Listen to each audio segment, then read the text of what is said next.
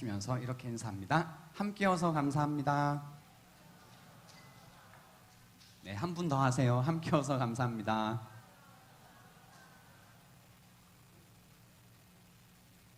네, 감사합니다.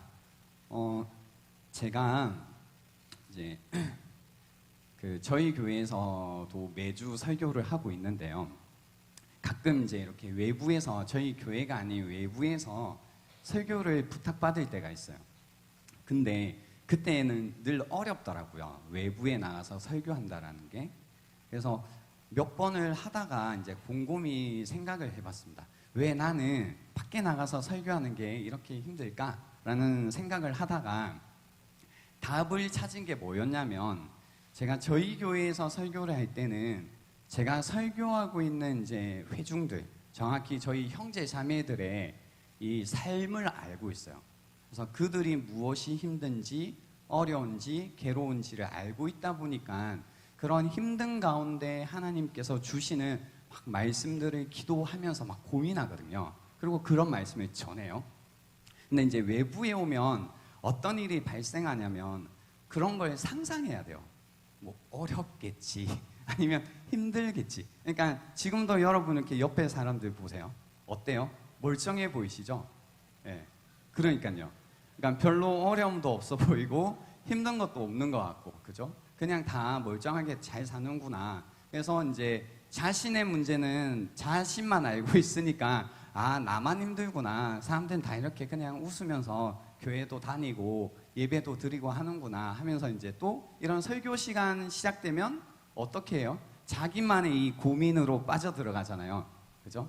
그러니까 그런 거죠. 이게 저도 그래요. 여러분 이렇게 보면 뭐가 힘들까? 뭐 어려운 게 있을까? 뭐가 문제가 있을까? 다들 그냥 환하게 웃고 계시고 이런데 뭐가 문제가 있을까라는 생각이 저에게 사실 있다 보니까 말씀을 전할 때 약간 전심으로 전하지 못하더라고요.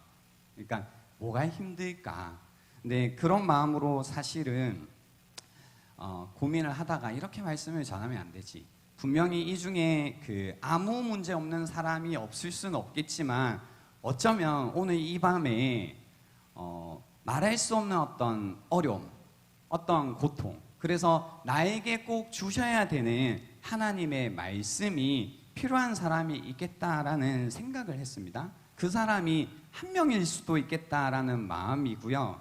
그 한 사람을 위해서 오늘도 설교해야겠다라는 마음의 다짐을 했습니다. 그래서 오늘 뭐 나랑 상관없다 하신 분들은 또 떠나셔도 됩니다. 상상의 날에 뭐 가셔도 되고요. 근데 오늘 전해지는 말씀이 오늘 밤 나에게 주시는 하나님의 말씀이다라는 확신이 오신 분들은 그 말씀에 꼭 붙들 수 있는 밤이 되면 좋겠습니다. 프로야구 2년차 증후군이라는 게 있답니다. 혹시 들어보셨어요?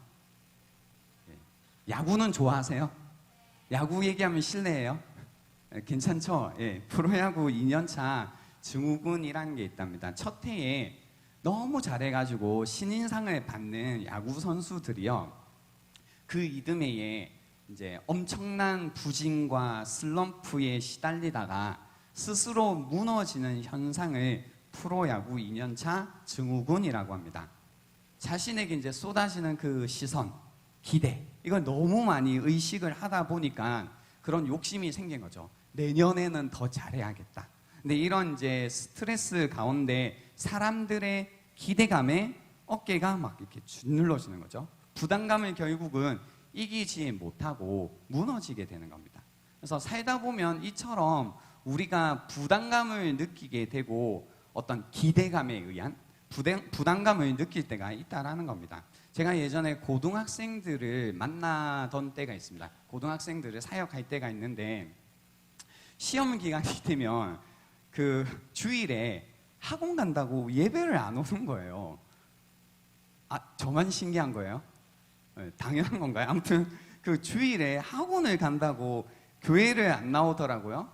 그러니까 뭐 학생이니까 공부가 최우선이다 이러면 뭐 말릴 수 없겠다라는 생각도 조금 들지만, 그러니까 그거죠. 나는 학생입니다. 그러니까 저의 삶의 최우선 순위는 공부입니다. 그래서 주일이어도 학원에 가야 됩니다. 뭐 이런 논리를 완성시키기 위해서는 공부를 어떻게 해야 되죠? 잘해야 되죠. 근데 그 뭐 지도 알고 나도 알고 그 아무리 봐도 공부가 최우선인 것 같지 않은 거죠. 학원에 그러니까 제가 드는 의문이 얘는 사실 얘네들이었거든요. 얘네들은 왜 주일에 학원을 갈까? 되게 궁금하더라고요. 그러니까 주일에 이제 시험 기간이어서 학원에 가도 별로 성적에 영향을 받는다 안 받는다? 안 받죠. 여러분 다 아시죠? 그죠? 다 안 받는 거 자기도 알고 모두가 아는데도 주일이 되면 학원에 가는 거예요. 이해가 안 되는 거예요. 그게 왜 가지?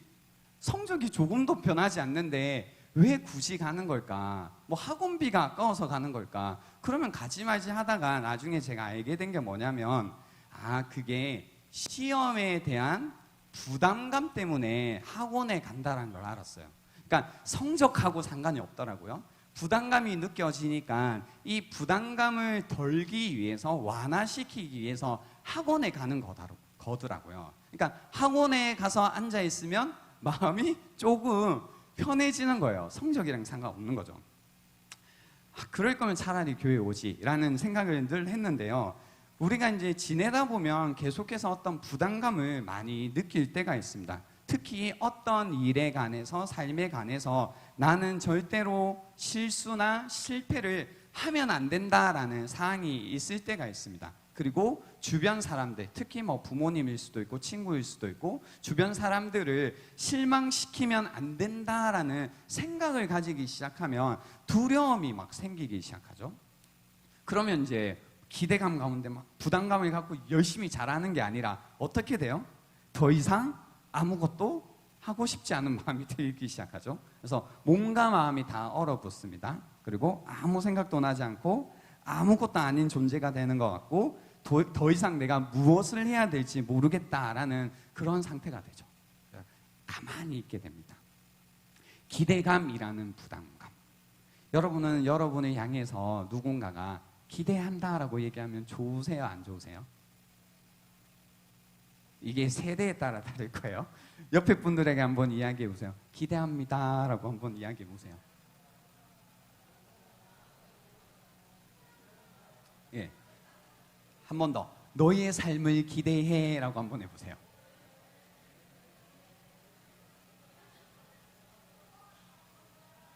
좋아요. 예, 좋습니다. 지금 보세요. 기대라는 단어가 세대에 따라 좀 다른 것 같은데요. 예전에 이제 옛날 세대들, 막 80 세대들, 막 9 초반 세대들은 이 기대합니다라는 얘기를 들으면 기분 좋게 들었어요. 왜냐면 그래도 내가 뭘 좀 할 수 있을 거라고 생각하나 보다. 그래, 그 기대감에 내가 부응해봐야지 하면서 막 열심히 해야지 이런 마음이 들었거든요. 근데 지금 있잖아요. 이 20대 초중반 그리고 이제 10대들도 마찬가지일 텐데 그들을 향해서 막 이제 부모님들이 옛날 세대니까 기대한다. 너를 막 내가 아빠가 널 기대해 알고 있지? 뭐 이런 얘기하면 기분 좋다 나쁘다? 솔직히 어때요? 좋아요? 아빠가 날 이렇게 기대해 주다니 너무 좋아. 엄마가 막 딸 기대해? 진짜 엄마 너 진짜 기대하면 엄마 너무 좋아. 막 이런 생각이 드세요? 어떤 느낌이 드세요?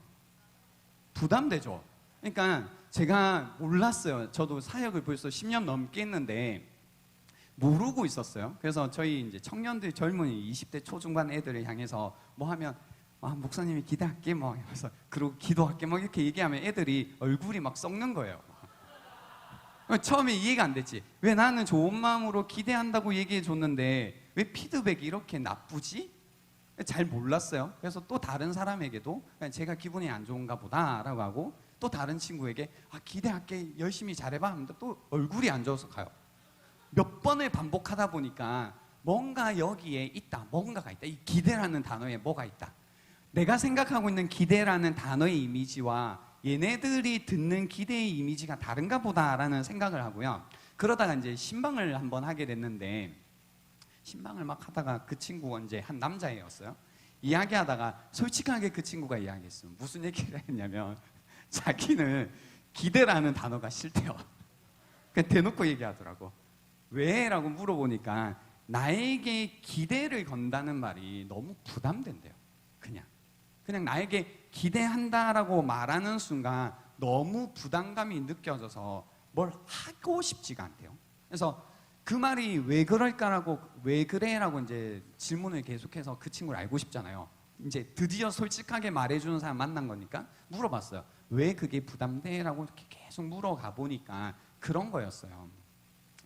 이 이제 쓸데없이 높은 기대감을 갖고 있는 많은 부모님들이 이제 자식들에게 그런 거죠.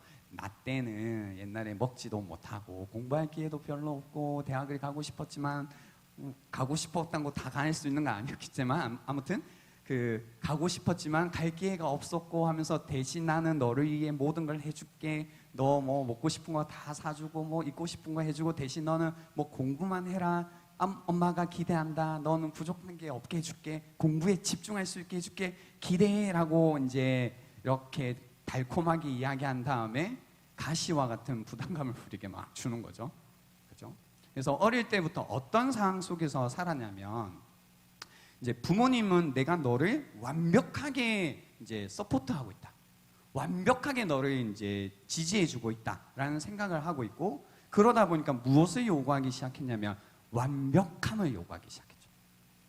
그러니까 꼭 시험뿐만이 아니고 삶에 있어서도요 모든 영역에 있어서 완벽하기를 요구하는 거죠.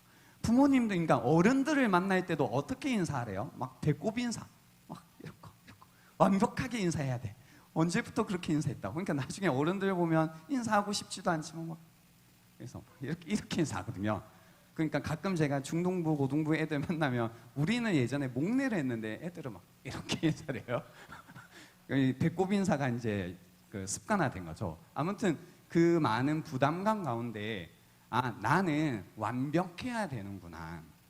나는 실수하면 안 되는구나. 라는 이제 뭔가 완벽함이라는 기준선이 생겼다라는 겁니다. 그래서 완벽하게 내가 하지 못할 것 같으면 아예 하고 싶지 않다라고 이야기를 하더라고요. 그때 제가 그 마음을 이해하기 시작했어요. 그래서 왜 기대한다라는 말을 싫어하고 어려워하는지 알게 되었습니다. 오죽했을까? 오죽하면 그동안 얼마나 수많은 요구 속에서 살아왔다면, 얼마나 완벽을 강요당해왔으면 마음이 저럴까라는 생각이 들었습니다. 그래서 기대라는 단어를 어려워하더라고요. 여러분도 어렵죠? 저 여러분한테 그래서 아무 기대도 안 하고 있어요. 아멘도 안 해도 되고 아무것도 기대 안 해요. 뭐 편하게 있으세요. 아무튼 오늘 본문에 보시면요. 그러니까 이런 어떤 부담감, 뭐에 대한 기대감, 그 가운데 막 짓눌림 이런 거를 이제 잘 보여주는 한 인물이 있는데요. 솔로몬이라는 인물이 나옵니다. 솔로몬은 20세쯤에요. 한 나라의 왕이 되었다라고 합니다. 뭐 옛날이나 지금이나 20살은 20살인 거죠.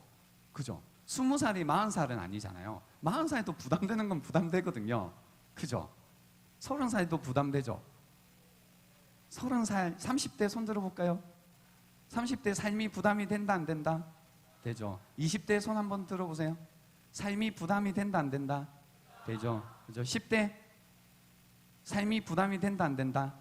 되죠. 40대 이상 삶이 부담이 되죠.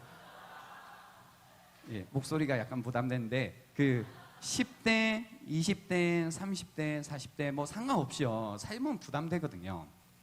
그러니까 뭐 20대든 뭐든 옛날이든 오늘이든 상관없이요. 뭔가 책임이 막중한 일을 맡게 된다는 것.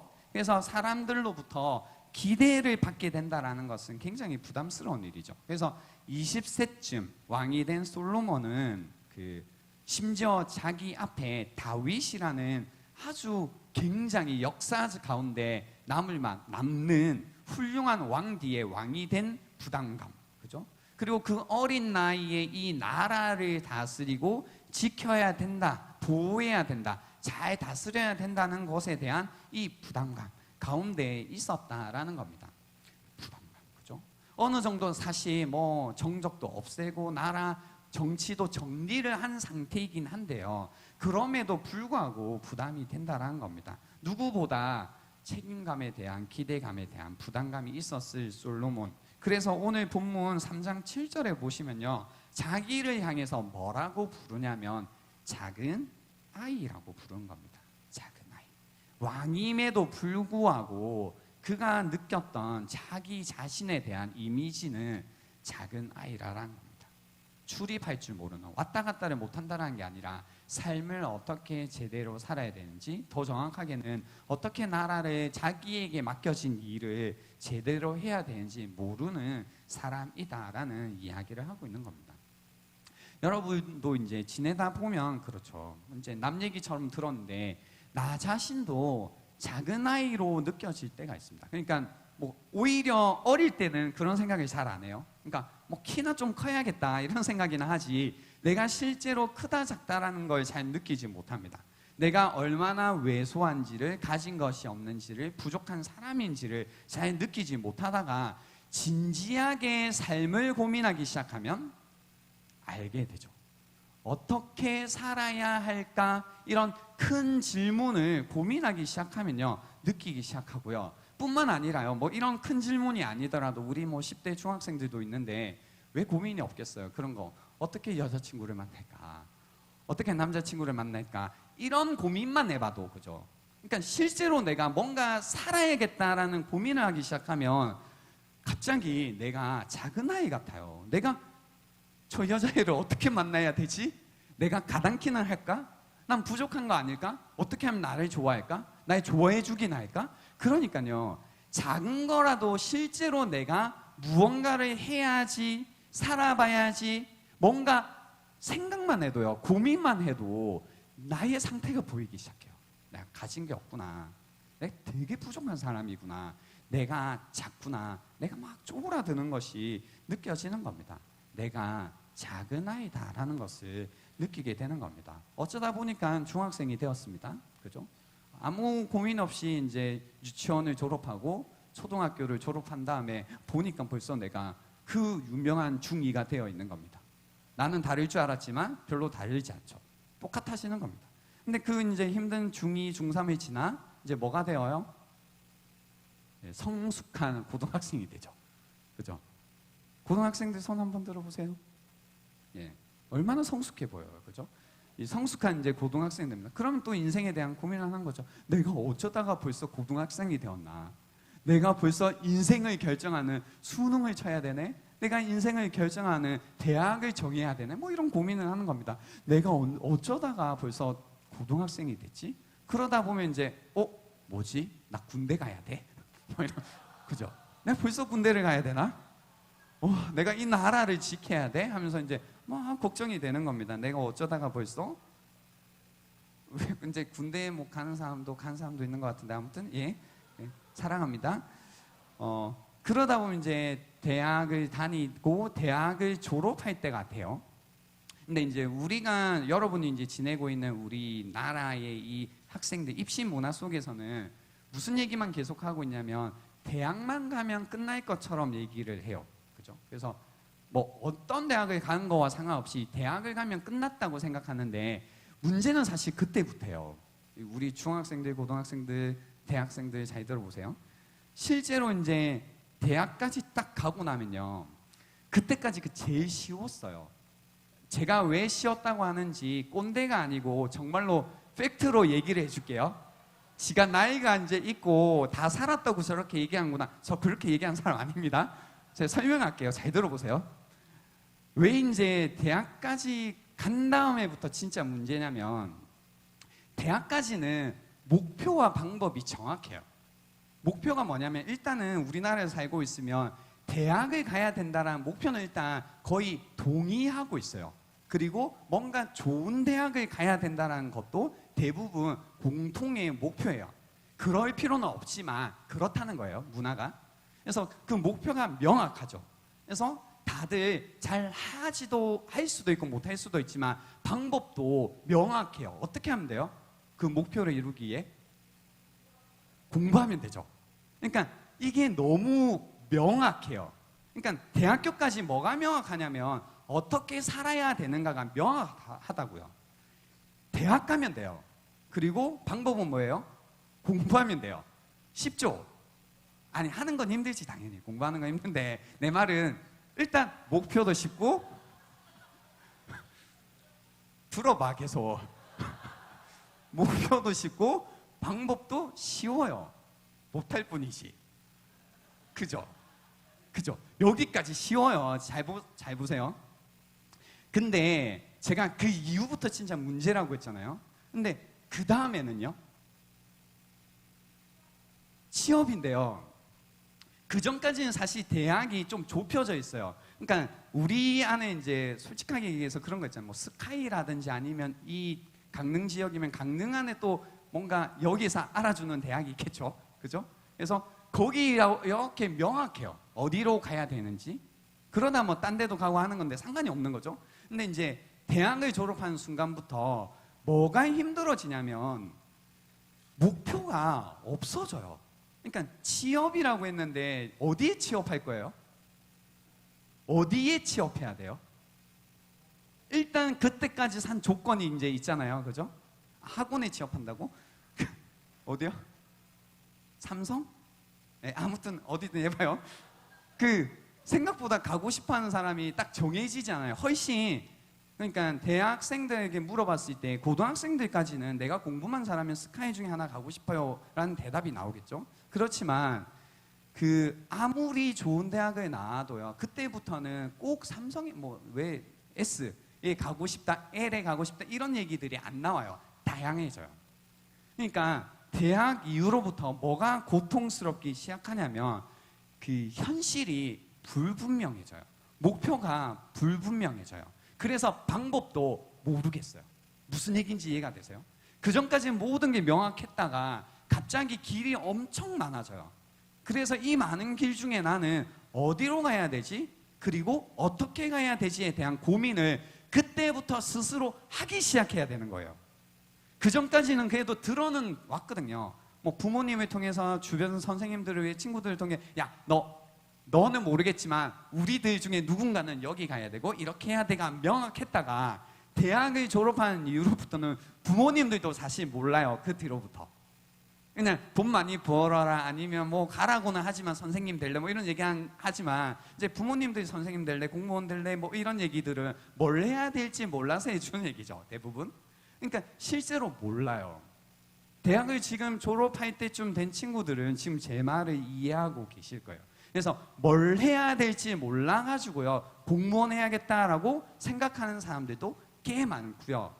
뭘 해야 될지 몰라서 그냥 안정적인 직업인 선생님이 되고 이런 얘기들 한 친구 되게 많죠.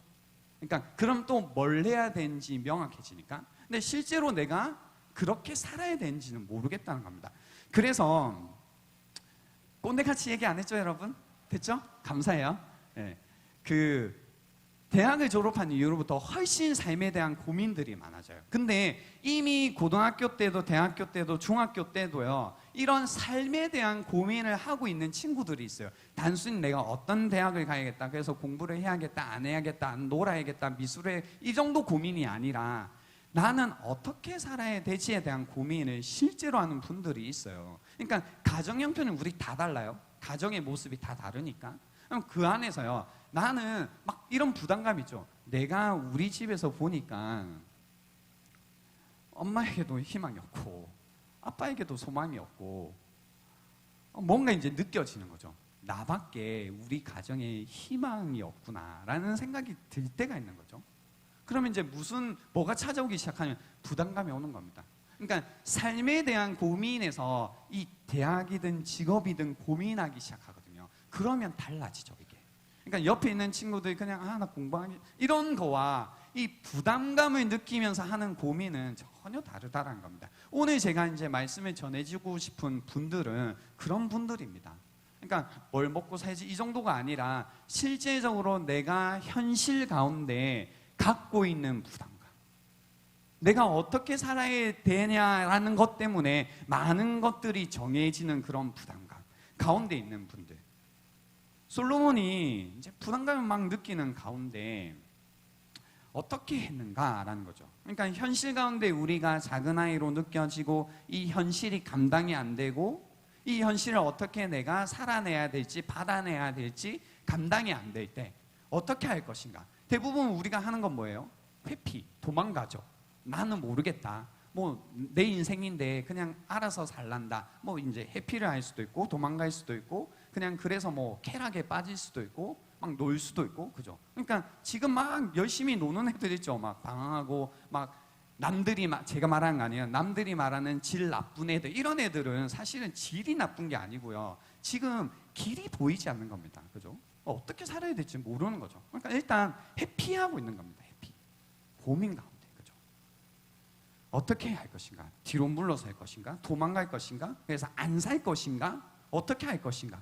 그죠? 이런 고민 가운데 우리가 솔로몬의 선택을 통해서 많은 도움을 받을 수 있다는 겁니다. 스스로 작은 아이로 느끼는 이때에 현실적인 부담감이 짓누르고 있을 때, 삶이 막연하고 불안할 때에 더 이상 아무것도 할 수 없다라고 느껴질 때에, 그래서 아무 생각도 나지 않을 때에 내가 아무것도 아닌 존재인 것 같다라고 느낄 그때에 솔로몬은 무엇을 했냐면요, 오늘 본문에 보시면 이때 일천번제를 드렸대요.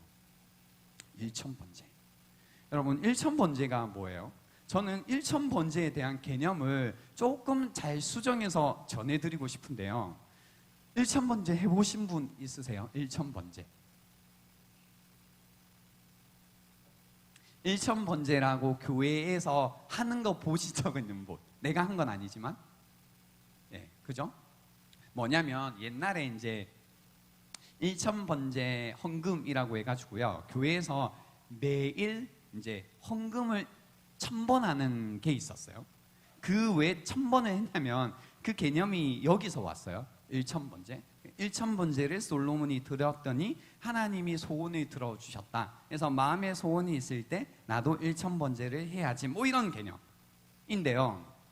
사실 일천번제는 이런 어떤 부담감과 걱정 가운데 솔로몬이 어떤 마음으로 했냐면 3절 말씀에 보시면 솔로몬이 여호와를 사랑하고 라고 해서 주님을 사랑하는 마음에서 드렸다라고 이야기하고 있습니다. 그래서 1000번의 이제 제사를 드렸다고 하는데요. 이 1000번의 제사가 뭐냐면요, 옛날에는 그 여러 가지 이야기들이 있었어요. 한 번에 1000마리의 이제 제사를 드렸다. 혹은 아니다, 1000일 동안 제사를 드렸다. 뭐 이거 가지고 옥신각신했는데요. 사실 1000이라는 단어 자체가 이런 의미입니다. 예를 들면 우리가 그죠? 야, 예배 캠프 갔더니 사람들 많더냐라고 하면 많더라라고 얘기하지만 우리가 형용사를 쓰죠. 어떻게 해요? 아주 많더라라고도 하지만 뭐가 종류가 많을 때 수만 가지가 있더라. 오늘 저녁 어땠어? 반찬 많았니? 반찬 수만 가지가 있던데? 이건 무슨 뜻이에요? 반찬이 만 가지였다라는 뜻이에요? 많았다라는 뜻이죠. 그래서 우리나라는 이 많다라는 개념을 만으로 쓰죠, 사실. 저는 그런데 여러분도 안 그러나요? 그죠? 근데 여기 유대인들은, 이스라엘 사람들은 그 많다의 개념을 천으로 써요. 천으로. 그래서 일천이라고 하는 것을 일단 많다라는 뜻입니다. 많다. 그리고 드렸다라는 동사가, 잠시만요, 어려운 말 잠깐만 하고 바로 넘어갈게요. 미완료 동사를 써가지고요. 듣기 싫어. 그죠? 미완료 동사를 써서 어떤 의미를 가지냐면, 됐어요? 어떤 의미를 가지냐면 지속적이고 반복적인 행동을 나타낼 때 쓰는 동사입니다.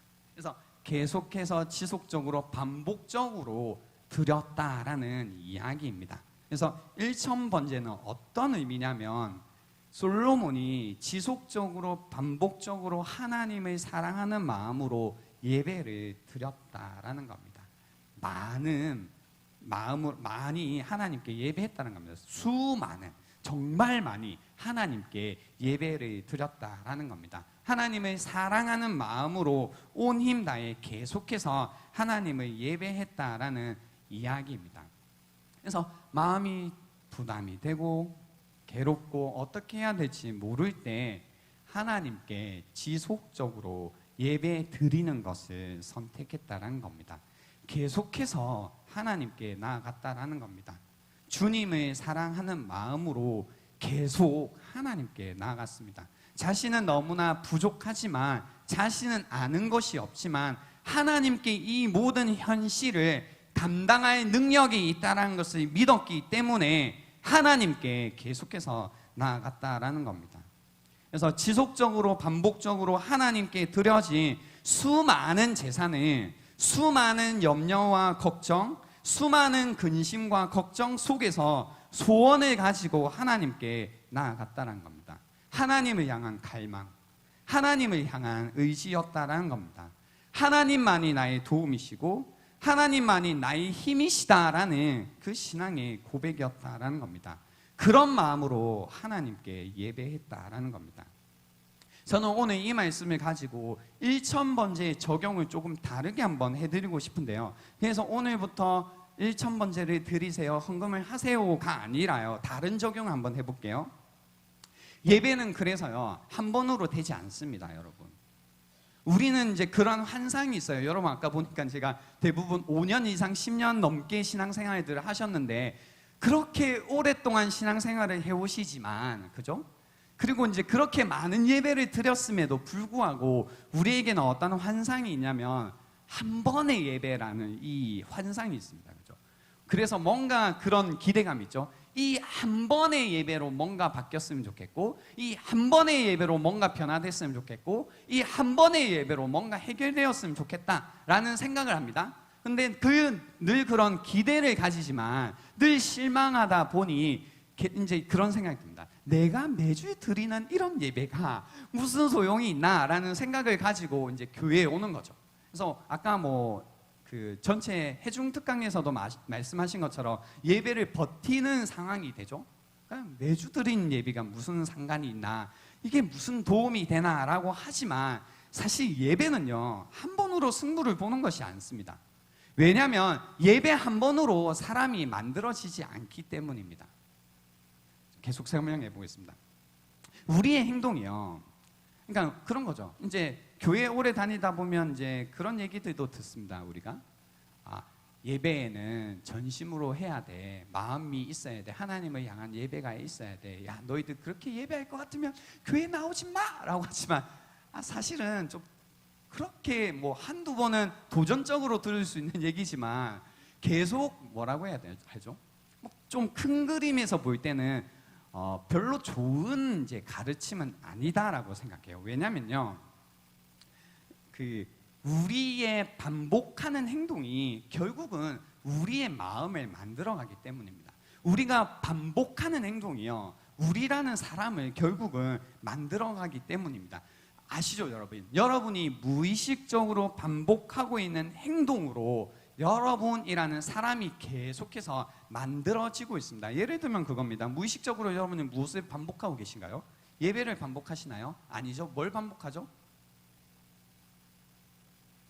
예배 마치면 뭐 할 거죠? 집에 가면서 무의식적으로 계속해서 반복적으로 뭘 할까요? 습관적으로 핸드폰을 보겠죠. 검색을 하겠죠. SNS에 들어가겠죠. 인스타를 하겠죠. 여러분 뭐 하세요? 페북을 하시나요? 유튜브를 하시나요? 그러고 나서 이제 계속해서 뭘 해요? 나도 모르게 반복적으로 나와 남을 비교하는 행위를 아무 생각 없이, 아무 의도 없이 뭐 해요? 반복적으로 하죠. 그러면 나 안에 뭐가 만들어져요? 나는 어떤 사람이란 게 만들어지죠? 끊임없이 나와 다른 사람을 비교하고 열등감을 가지고 또는 건강하지 못한 우월 의식을 가지는 사람으로 나도 모르게 만들어지고 있죠. 그죠? 그러니까 여러분이 열등감이 안 떠나잖아요. 그러니까 내가 힘든 이유가 열등감인 걸 알아요. 내가 알고 있는 게 이 교만인 걸 알지만 그걸 설교 시간에 한두 번 듣잖아요. 여러분 열등감을 갖지 마십시오. 얘기를 듣지만 건강한 자존감을 가지십시오. 하지만 이제 내가 매일 무의식적으로 반복하는 건 뭐예요? 비교. 그죠? 비교하고 나는 왜 이렇게 살지 못하지? 나는 왜 여기 가지 못하나? 나는 왜 이걸 먹지 못하나? 하면서 늘 다른 사람과 나를 비교하고 열등감 가운데 내가 늘 거하다 보니까 한 번씩 사실 나와서 듣는 혹은 한 번씩 듣는 특강으로는요, 여러분이 바뀌지 않는 겁니다. 변화될 수 없습니다. 절대요. 왜요? 그 특강 한번 들어도 또 반복적으로 나는 뭘 해요? 지속적으로 나의 1000번째는 어디다 드리고 있어요? 비교하는데 드리고 있거든요. 그것이 여러분을 만들어내는 겁니다. 그것이 나라는 사람을 만드는 겁니다. 예배 시간에 와서 이제 그러면 기도도 잘 안 되잖아요, 여러분. 왜 기도가 안 돼요? 기도하는 법을 몰라요? 기도하는 법은 없는데요, 사실. 하나님 아버지께 성령의 능력으로 예수 그리스도의 이름을 힘입어서 하면 되잖아요. 이거 다 해줘. 근데 기도를 못 하잖아요. 왜 못 해요? 안 하잖아요. 왜냐하면 내가 하나님이라는 분에게 지속적으로 반복적으로 의지하는 연습을 하는 게 아니라 다른 거에 계속 의지하잖아요. 친구한테 의지하고 돈에 의지하고, 그렇죠? 친구가 있어서 의지하고 없어서 의지하고, 돈이 있어서 의지하고 없어서 의지하고, 계속 그 가운데 우리가 나를 자꾸 드리는 겁니다. 그 가운데 나의 몸을 들여서 반복적으로 1000번째를 드리면서 살아가고 있는 겁니다. 그러니까 안 되는 겁니다. 한 번의 기회요? 올 수도 있겠죠. 와도 잡아요, 못 잡아요? 여러분 잡을 수 있을 것 같아요? 못 잡아요. 왜냐하면 잡을 수 있는 사람이 아니거든요. 그러니까 뭐 인생의 한 번의 기회를 이제는 별로 기대하지도 않습니다. 기다리고 있지도 않습니다. 기다려서 온다고 해도 그 기회를 잡을 수도 없습니다. 옛날에 그런 이야기가 있습니다. 타고르라는 시인이 있어요. 키탄잘리라는 책에 신께 바치는 노래라는 글에 이런 이야기를 한 적이 있습니다. 나는 이제 한 거지가 있는데요. 나는 국어를 하면서 길을 걸어갔습니다. 거지 이야기입니다. 근데 멀리 떨어진 곳에서 당신의 황금마차가 화려한 꿈처럼 나타났습니다. 무슨 얘기냐면 맨날 거지가 힘들게 어렵게 사는 겁니다. 나는 왜 이렇게 내 인생 가운데 행운이 없을까? 좋은 일이 없을까? 내 인생 가운데 어떤 왜 기인을 한번 만나보지 못할까? 뭐 이런 생각 가운데 사는데 보니까 저 앞에 드디어 황금마차가 화려한 꿈처럼 나타난 겁니다. 꿈이 아닙니다. 나타나고 있는 겁니다. 나는 왕 중의 왕이 과연 누구일까 몹시 궁금하였습니다. 나의 희망은 하늘 높이 날아올랐습니다. 나는 모든 불행이 끝났다고 생각했습니다. 그 황금마차를 보는 순간 이제 나는 됐다. 나는 이제 불행이 끝났다라고 생각을 한 거죠. 더 이상 구걸을 하지 않아도 많은 것을 당신이 베풀어 줄 것이라고 믿었습니다. 흙먼지를 따라 뿌려지는 보배를 기대하면서 나는 가만히 서 있었습니다. 마차가 이제 오는 거죠. 마차는 가까이 다가와서 멈추었습니다. 당신은 나에게 다가오면서 미소를 짓고 있었습니다. 나는 드디어 행운의 순간이 찾아온 것이라고 생각했습니다. 당신은 오른손을 내밀며 말을 하였습니다. 왕이 이제 묻는 거죠. 이게 오른손이지. 나에게 보세요. 뭐라고 해야 돼요? 내가 너에게 무엇을 줄까? 어떻게 도와줄까? 어떻게 너를 다르게 해줄까? 라고 해야 되는데 뭐라고 했냐면 나에게 무엇을 주려고 하는가? 라고 물은 거예요. 이해가 되세요? 그러니까 막 기대하고 있었어요. 황금마차다. 이제 됐다. 라고 해서 뭘 달라고 하지? 막 하고 있는데 갑자기 손을 내밀고 이렇게 얘기한 겁니다. 나에게 무엇을 주려고 하는가? 이런 분위기겠죠. 이제 찹찹해지고 뭐야 이거 막 이런 마음이 드는 겁니다. 당신은 헐벗은 거지에게 손을 내밀면서 구걸을 하였습니다. 그것은 진정으로 왕다운 장난이었습니다. 몹시 당황했던 나는 가만히 서 있다가 가방 속에 들어있던 곡식의 나라를 꺼내서 바쳤습니다. 그러니까 벼룩의 간을 빼먹은 거죠. 황금마차가. 그죠? 그래서 없는 것 막 뒤져가지고 이제 가방 안에서 씨알 하나 딱 준 겁니다.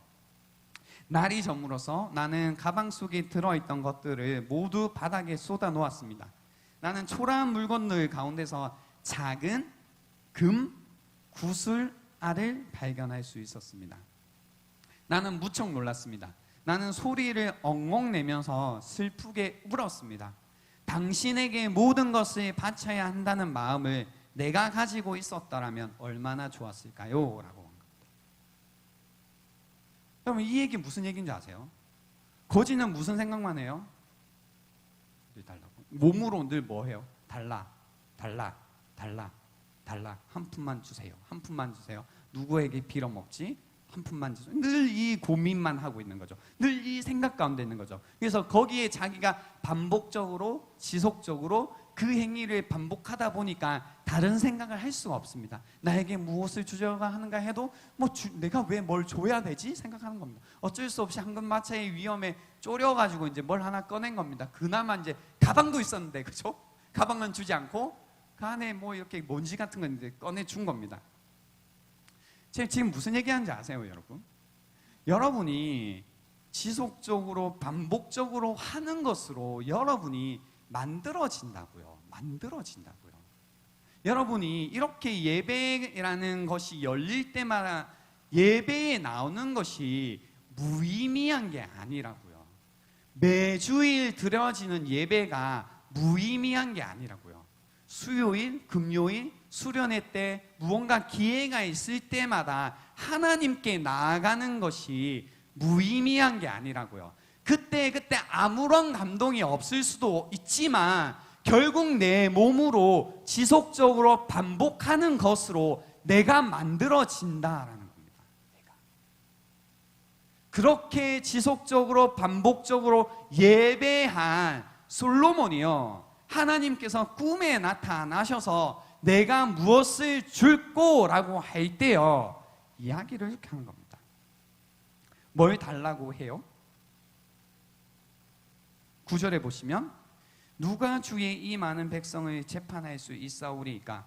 듣는 마음을 종에게 주사 주의 백성을 재판하여 선악을 분별하게 하옵소서. 그랬더니 10절에 보시면 솔로몬이 이것을 구함에 그 말씀이 주의 마음에 든지라고 하신 겁니다. 그래서 여러분, 말씀을 우리가 제대로 봐야 되는 게 뭔지 아세요? 하나님이 마음에 든 건 1,000번제였어요? 솔로몬이 구한 기도 제목이었어요? 뭐였어요? 뭐가 주님 마음에 든 거예요? 뭐가 마음에 들었어요? 1,000번제를 드렸기 때문에 그것이 주의 마음에 든지라예요? 말씀을 정확히 보시면 10절에 뭐예요? 솔로몬이 이것을 구함에 그 말씀이 주님의 말씀에 들었다라고 하세요. 그죠?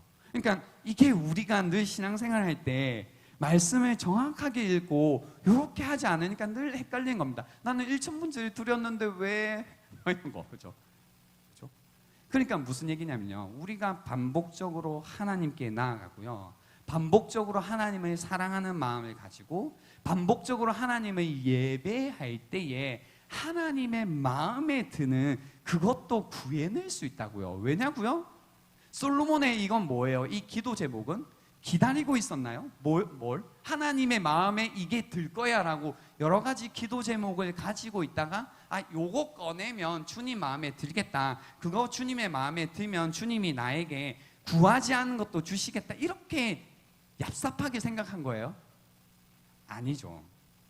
주님을 사랑하는 마음으로 반복적으로 그분 앞에 계속 나가면서 솔로몬이라는 이 사람이 계속 빚어진 겁니다. 그 빚어짐 가운데 자신의 필요가 무엇인지를 정확히 알기 시작한 겁니다. 그리고 자기의 필요를 하나님께 구했을 때 자기가 작은 아이라고 느꼈던, 자기를 정말로 부족하다라고 느꼈던, 자기의 인생 가운데 정말로 중요하다라고 느꼈던 듣는 마음을 하나님께 구하자, 다른 사람의 송사를 제대로 가려줄 그것을 하나님께 구하자, 그것이 주님의 마음에 들었다라고 성경이 전하는 겁니다. 여러분, 솔로몬의 이야기에서요, 그래서 우리가 놓치지 말아야 될 것은 바로 이것입니다. 내가 어떻게 하면 주님의 마음에 드는 기도 제목을 해낼 것인가, 맞출 것인가가 아니라 내가 끊임없이 하나님 앞에 나가서서요, 그분을 알아감을 통해 그분의 원함을 점점 닮아가야 된다니까요. 하나님이 뭐 원하시는 뭔지 알아맞추는 게임이 신앙이 아니라고요. 내가 뭘 원하는지 맞춰봐. 퀴즈야. 맞추면 상 줄게. 이런 게 신앙생활이 아니라고요. 반복적으로 주님을 사랑하는 마음으로 하나님께 예배하고 그분 앞에 나갈 때 하나님의 사람으로 우리가 빚어지는 겁니다. 하나님을 닮아가는 겁니다. 그분의 뜻과 마음을 우리가 알아가는 겁니다. 그 가운데 내가 하나님을 닮아감 가운데 하나님이 계셨더라면 하셨을 일을 우리가 소원하기 시작하는 겁니다. 그것을 하나님께 구하기 시작하는 겁니다. 그것을 주님이 기뻐하기 시작하시는 겁니다. 그걸 주님이 우리에게 주신다라는 겁니다. 그래서 실제로 오늘 말씀에 보시면 계속해서 하나님을 사랑하는 마음으로 하나님께 예배했던 이 솔로몬을 만나 주시는 겁니다. 잠언 8장 17절의 말씀이 정말로 이루어진 겁니다. 나를 사랑하는 자들이 나의 사랑을 입으며 나를 간절히 찾는 자가 나를 만날 것이다. 아멘이십니까? 나를 사랑하는 자들이 나의 사랑을 입으며 나를 간절히 찾는 자가 나를 만날 것이다. 이 말씀 그대로 주님이 솔로몬을 만나 주셨다라는 겁니다. 그리고 이 하나님을 꿈속에서 만난 솔로몬은 정말로 그것을 구했습니다. 자기에게 정말 필요한 것을 구했어요.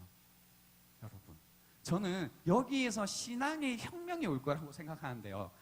되게 가장한 거예요. MSG 있을 수 있고 아닐 수도 있는데 뭐냐면 이겁니다. 여러분은 하나님께 정말 원하는 걸 구하세요? 침묵, 그죠? 어떠세요? 옆에 분에게 한번 물어보세요. 너는 정말 하나님께 네가 진짜 원하는 걸 구하니? 라고 물어보세요.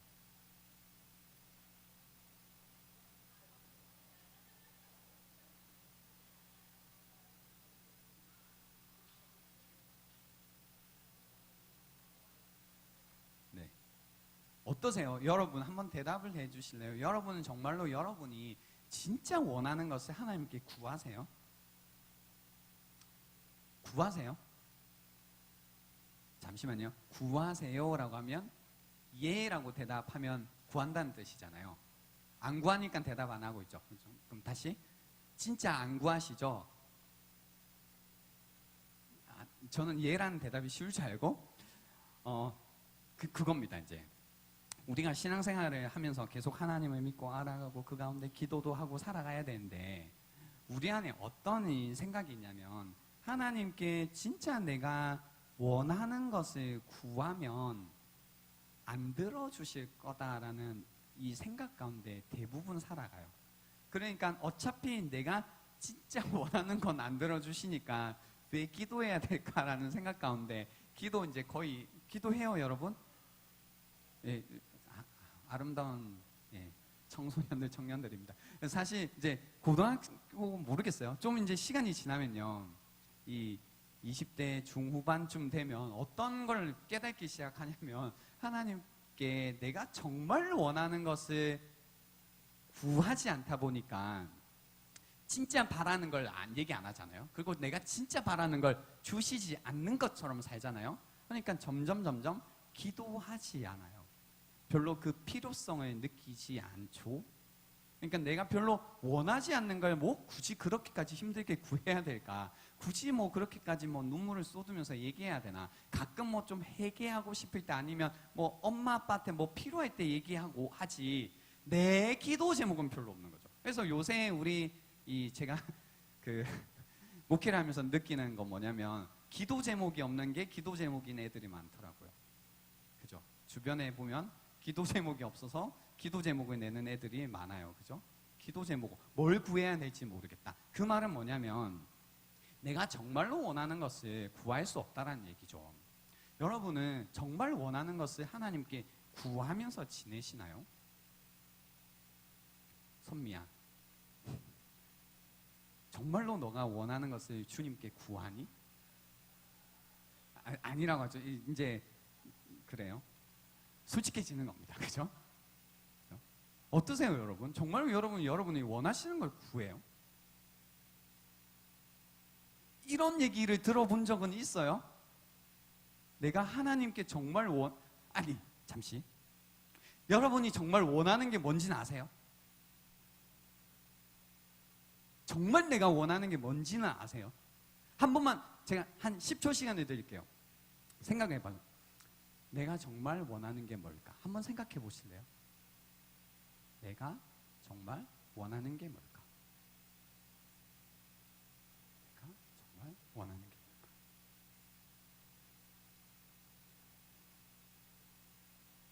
우리는 대부분 자기가 정말 원하는 걸 모르기도 하고요.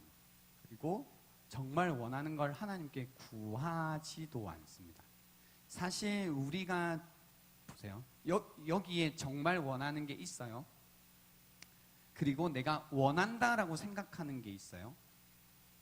그러면 그거죠. 우린 대부분 어디에 이제 가 있냐면 하는 게 아니라 원한다라는 거를 알아요. 그래서 뭐 대학을 가고 싶고 뭐 돈을 많이 벌고 싶고 뭐 이제 건강해지고 싶고 뭔가 관계가 좋아지고 싶고 인정받고 싶고 뭔가 내가 괜찮은 사람이 되고 싶고 뭐 이런 것 이제 마음이 있고 그것 때문에 주님께 이제 주님 제가 그 괜찮아지기 위해서 인정받기 위해서 이런 대학을 가야 됩니다. 이런 직장에 가야 됩니다. 이런 사람이 필요합니다. 이런 것들을 이제 구하려고 하는데 그런 걸 구하려고 하다 보면 어떤 게 들어오냐면 교회에서 내가 그런 걸 구하면 안 된다고 해서 정욕으로 쓸 것들을 구하면 안 된다고 해서 이거 왠지 내가 정욕으로 쓰려고 하는 것 같아 해가지고 또 다 지우죠. 그러고 나서 이제 배운 대로 하나님 나라와 의를 위하여 뭐 이런 거 이제 하는 거죠. 그죠? 계속 정말로 원하는 것을 주님께 구하지 않다 보니까 기도를 하지 않는데요. 여러분은 여러분이 믿는 하나님이 여러분이 정말로 원하는 것을 모르시고 그리고 정말로 원하는 것 말고 다른 걸 주시는 분이라고 믿고 지내시나요? 여러분이 정말 여러분에게 필요한 것, 그래서 여러분이 정말로 원하는 그것을 하나님이 주시지 않는다라고 정말로 생각하시나요? 아니면 혹시 내가 정말로 원하는 것이 무엇인지를 모르는 건 아닐까요?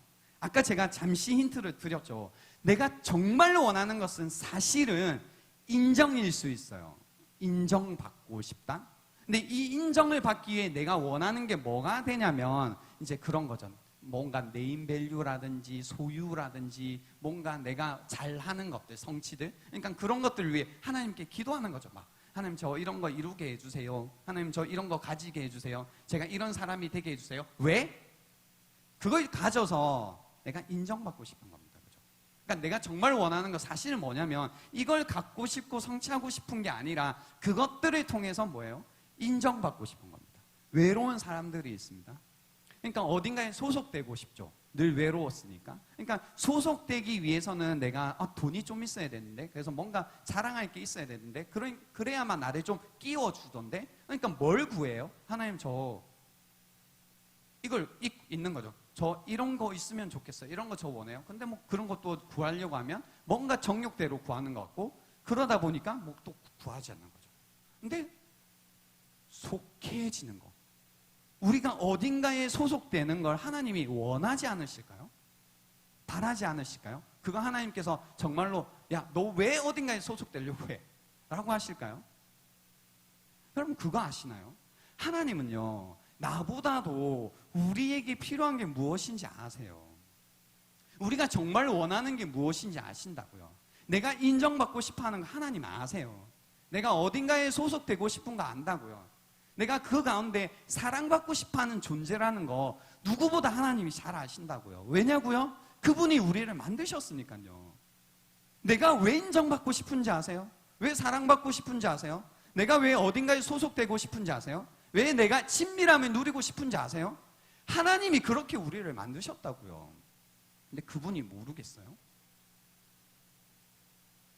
뭐가 문제가 있겠어요? 내가 친밀함을 누리고 싶은 거, 내가 인정받고 싶은 것, 내가 어딘가에 소속되고 싶어하는 걸 왜 하나님께서 안 된다고 하실까요? 문제는 그겁니다. 인정받고 싶은 거, 어디에 소속되고 싶은 거, 친밀함을 누리고 싶은 걸 우리가 생각하는 방식으로 채우려고 하는 게 문제일 뿐이죠. 여러분 친밀감을 어떻게 채우려고 하시죠? 남자친구, 여자친구 만나서 그 가운데 친미감을 누려보려고 하고, 그러다 보니 이거 말로 친미감이 누려지지 않는 거나, 그래서 어떻게 해요? 스킨십을 해보죠. 스킨십 손만 잡아가지고는 친밀감이 부족하구나. 그럼 어떻게 해요? 와, 모르는 표정.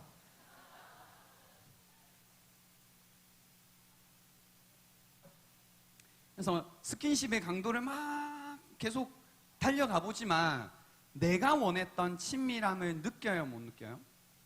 못 누려보는 겁니다. 못 누려보는 겁니다. 그렇죠? 그래서 우린 무슨 생각해요? 이렇게 친밀감을 못 누리는 것 같다, 이렇게 생각 안 하죠. 우린 뭐라고 해요? 얘가 아닌갑다 라고 하죠. 그래서 다른 애를 만나죠. 다른 애를 만나가지고 또 막 하다가 좀 낫다라고 하는데, 결국은 이제 가보면 무슨 생각해요? 얘가 아닌갑다. 또 바꾸죠. 그러니까 우리가 하는 그게 뭐냐면 그냥 상대만 바꿔보는 것밖에 못 해보죠. 그러니까 영원히 우리 안에 친밀함이란 걸 누리지 못하죠. 인정이요? 인정받고 싶죠. 계속해서 인정을 받고 싶은 마음이 있어서 막 운동을 잘해야 되더라. 우리 남자들은 인정받으면 축구를 잘해야 되더라. 그 축구를 막 하는 거죠. 근데 축구를 아무리 잘해도 친구들이 별로 알아주지 않고, 근데 잘 보면 언제든지 어디에선지 나보다 잘하는 애들이 있죠. 그러니까 걔네들이 인정받지, 나는 아무리 열심히 해도 인정받지 못하는 겁니다. 인정받으려면 공부를 해야 되더라. 그래서 공부를 잘하고 싶고, 그걸 하나님께 기도해보지만 타고난 머리가 있다 보니 공부는 잘 안 되는데 이건 어떻게 해야 되나 고민을 하는 가운데, 그죠? 나는 영원토록 공부로 인정을 받지 못하겠다 라는 생각이 또 들어오기 시작합니다. 그럼 난 뭘 해야 되지? 기술을 배워야 되나? 기술을 하는데 손이 막 어설픈 겁니다. 나는 왜 이렇게 손이 느리지? 난 뭘 해야 되나? 나는 영원히 누군가에게 인정이란 걸 받으면서 살 수 있을까라는 고민 가운데 사는 겁니다. 근데 여러분, 제가 인정 얘기했죠. 친밀함 얘기했죠. 어디 소속된 거 얘기했죠. 여러분 그거 아세요? 하나님께서는 이거 우리에게 다 주시는 거예요. 어떻게 해요? 예수 그리스도를 통해서요. 하나님이 우리를 어떻게 해주세요? 의롭다 해주신다는데, 여러분들 성경의 용어를 여러분의 용어로 안 바꿔서 이해를 못하고 있었던 거죠. 의롭게 해주신다는 건 우리를 용납해 주시는 거죠. 용서해 주시는 거죠. 우리를 받아주시는 거죠. 우리를 인정해 주시는 거죠. 예수 그리스도를 통해서 우리가 어떤 일을 하지도 않아도, 우리가 무엇을 가지지도 않아도 우리에게 해주시는 게 뭐냐면, 우리라는 존재를, 나라는 사람을 있는 그대로 하나님께서 인정해 주시는 겁니다. 나를 있는 그대로 인정해 주시고 해주시는 말씀이 사랑한다라는 이야기를 해주신다는 겁니다. 소속되고 싶다고요? 친밀함 누리고 싶다고요? 우리를 나보다 더 잘 아시는 그분께서 나를 아시는 겁니다. 그리고 그렇게 나를 알아주시는 하나님을 알 때에 우리 안에 친밀함이 무엇인지를 아는 겁니다. 여러분, 연애할 때 사실 스킨십의 문제가 아니고요. 뭔지 아세요? 아무도 여러분을 알아주지 않는다라는 겁니다. 그죠? 늘 야박함이 느껴지잖아요. 여자친구한테, 남자친구한테. 이 야박함은 뭐지, 얘? 거기에 실망하시잖아요. 근데 그게 뭔지 아세요? 알지 못한다는 겁니다. 나를 알아주지 못한다는 거. 근데 나를 만드신 그분이 나를 알아주시는 겁니다. 그래서 예수 그리스도 안에서 하나님께서 내가 정말 원하는 인정, 정말 원하는 친밀함, 정말 원하는 사랑이라는 것을 우리에게 이미 주셨다라는 겁니다. 여러분, 이 사실을 아시나요? 이걸 우리가 모르다 보니 여전히 이 사실을 잊어버린 채 인정을 얻기 위해서, 사랑을 받기 위해서, 내가 용납되기 위해서 하나님이 아닌, 예수 그리스도가 아닌 다른 것들을 여전히 구하는 거예요. 그러니까 하나님이 이걸 주실까요? 안 주실까요? 주실까요? 안 주실까요? 정확히 얘기하면 주셔야 되는 이유가 없죠. 왜냐하면 그것보다 훨씬 좋은 것으로, 가장 좋은 것으로 이미 우리가 원하는 것을 채워주셨기 때문입니다. 이 사실을 깨닫는 게 필요하다는 겁니다. 그래서 가끔 여러분이요, 기도할 때요, 내가 원하는 게 A라고 생각한 거예요. 근데 그거 가지고 하나님 앞에 기도하다가 결국은 우리가 깨닫게 되는 게 뭐냐면, 내가 이 A라는 수단을 통해서 원했던 것을 이미 예수 그리스도 안에서 하나님이 나에게 주셨다라는 걸 깨닫는 거예요. 그 가운데 내 마음 가운데 예수면 정말로 충분하구나, 예수님 한 분이면 내가 충분하구나 라는 마음이 우리 안에 자꾸 자라가는 겁니다. 그분이면 되는구나, 예수면 되는구나, 예수면 다다라는 이야기가 이거였구나, 더 이상 나에게 다른 것이 필요한 것이 아니었구나, 예수면 내 인생이 충분하다라는 것을 우리가 알아간다는 겁니다. 여러분, 신앙생활 왜 평생 하는 줄 아세요? 그리고 평생 하면서도 왜 기쁜지 아세요? 우리 안에 이런 니즈들을 발견할 때마다 예수 그리스도 안에서 그 모든 니즈들이 채워졌다는 것을 우리가 알아가는 겁니다. 그래서 하나님을 향한 감사의 마음이 시간이 지나면 지날수록 점점 커지는 겁니다. 하나님이 나에게 이것도 주셨구나, 하나님이 이것도 주셨어, 하나님 나의 사랑도 하셨어, 나 인정도 하셨어, 내가 어딘가에 소속되게도 하셨어, 나를 친밀하게도 하셨어, 나에게 모든 것을 주셨구나, 정말로 문자 그대로 나에게 모든 것을 주셨구나라는 걸 우리가 신앙생활하면서 계속 깨달아가는 겁니다.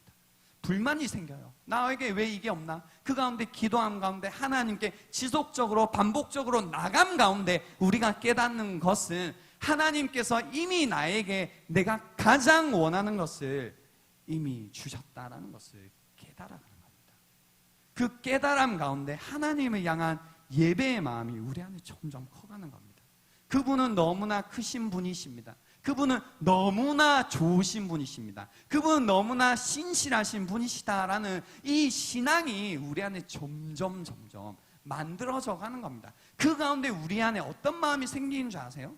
우리도 하나님처럼요, 점점 다른 사람을 위해서 어떻게 하면 살지에 대한 마음이 찾아오기 시작하는 겁니다. 솔로몬요, 여러분, 계속 하나님 앞에 나가는 가운데 누구를 위한 기도 제목을 해요? 자기를 위한 기도 제목을 했어요? 아니죠. 여기 보시면 그거죠. 하나님이 그에게 이르시되 내가 이것을 구하도다. 자기를 위해서, 너를 위하여 장수하기를 구하지도 아니하며 너를 위하여서 부도 구하지 아니하며 자기의 원수의 생명을 멸하기도 구하지 아니하고 오직 송사를 듣고 분별하는 지혜를 구하였으니. 왜요? 왜 이 지혜를 구했죠? 다른 사람을 잘 섬기고 싶은 마음. 이 마음을 닮아가는 겁니다. 주님을 닮은 이 마음을 주님이 기뻐하셨다라는 겁니다. 여러분, 왜 사세요? 여러분 그런 질문 사실 생겨야 되는 거죠. 어떤 질문요? 목사님, 그래요? 예수 그리스도 안에서 나의 모든 필요가 채워졌어요? 그래서 더 이상 내가 나의 필요를 채우기 위해서 공부하지 않아도 되고, 나의 필요를 채우기 위해서 무엇을 이루지 않아도 되고, 나의 필요를 채우기 위해서 무언가 열심히 살지 않아도 되는 거예요? 네, 맞아요. 더 이상 여러분의 필요를 채우기 위해서, 여러분의 원함을 위해서 더 이상 살지 않아도 되는 거예요. 왜요? 여러분의 원함을 하나님께서 채우시니까요. 아멘이신가요? 그러면 나는 왜 살아요? 더 이상 나의 원함이 아니라 하나님의 원함이시긴 한데요, 이제는 다른 사람의 원함을 채우는 인생으로 이제 살아가는 겁니다. 여러분, 그리스도인들이 왜 다른 사람을 위해서 산다라는 이런 이야기 하는 줄 아세요? 왜 이웃을 사랑하라는 이야기를 하는 줄 아세요? 왜 헌신이니 섬김이니 이런 이야기 하는 줄 아세요? 나도 먹고 살기 바쁜데. 바로 이걸 안 겁니다. 하나님이 나에게 모든 것을 채우시니 이제 나의 인생도 나를 위해 살지 않고 주님처럼 다른 사람의 원함을 채우는 인생으로 살겠습니다라는 이 고백이 나오는 겁니다, 여러분. 그래서 이 고백은요, 사실은 우리가 일천번제를 통해서 배울 수 있는 것은 얍삽하게 어떻게 하면 하나님이 들어주시는 기도를 할까가 아니라, 어떻게 하면 내가 이미 하나님이 나의 모든 필요를 채우셨으니 이제 나도 주님의 마음을 닮아 다른 사람의 필요를 채우며 살 수 있을까, 이 고민을 하라라는 겁니다. 그것이 하나님이 기뻐하시는 제목이고, 그것을 통해서 하나님이 여러분이 구하신 것보다 더 넘치도록 허락하신다는 겁니다. 여러분의 삶을 통해서 하나님께서 하나님의 일을 하시기 시작하시는 거고요. 이것이 여러분이 지금까지 구했던 먼저 그의 나라와 그의 의를 구하는 것에 의미가 된다는 겁니다. 이제 말씀을 정리하려고 하는데요. 여러분, 오늘 이 밤에 하나님이 여러분에게 나타나셔서 내게 무엇을 줄 거라고 이야기할 때 여러분 여전히 무엇을 구하고 싶으신가요? 혹시 그 구하고 싶은 것을 잘 말씀을 드릴 수 있겠어요? 반복적으로 지속적으로 사랑하는 마음으로 하나님께 나간 적이 없었다면 뭐 주님이 나타나시지 않겠지 이걸 떠나서 나타나셔도요 사실 주님 매일 밤 매일매일 우리에게 기회를 주시거든요. 내가 내게 무엇을 줄까? 그죠? 기도하라고 하시잖아요. 주님이 오늘은 기도해 아니면 내일은 기도해 이런 얘기 안 하시잖아요. 주님은 언제든지 웰컴이잖아요. 그죠? 오늘 밤에도 기회를 주실 거라고요. 오늘 밤에도 내게 무엇을 줄 거라고 물으실 거라고요. 근데 우리가 지속적으로 하나님을 사랑하는 마음으로 그분께 나가서 그분의 사람이 되지 않는다면, 나의 마음이 하나님께로 향하지 않는다면 우리가 기도를 못한다고요. 그래서 오늘 이 밤에 여러분 한번 생각해 보십시오. 어떤 믿음이 필요하냐면, 하나님은 나의 정말 필요를, 나의 정말 원함을 채우시는 분이심을 우리가 다시 믿어야 한다는 겁니다. 예수 그리스도 안에서 내가 정말 원했던 것을 하나님께서 주시는 분이심을 우리가 믿어야 된다는 겁니다. 그 복음 안에서 우리가 하나님께 끊임없이 나아갈 수 있고, 그 복음 안에서 우리가 하나님의 사람으로 만들어져 갈 수 있고, 그 복음 안에서 우리가 하나님께서 이런 질문을 하실 때 주님 마음에 기뻐하시는 기도 제목을 할 수 있다는 겁니다. 오늘 이 밤이 그런 시간이 될 수 있으면 좋겠습니다. 우리 함께 찬양하고 기도하는 시간이 될 수 있으면 좋겠습니다.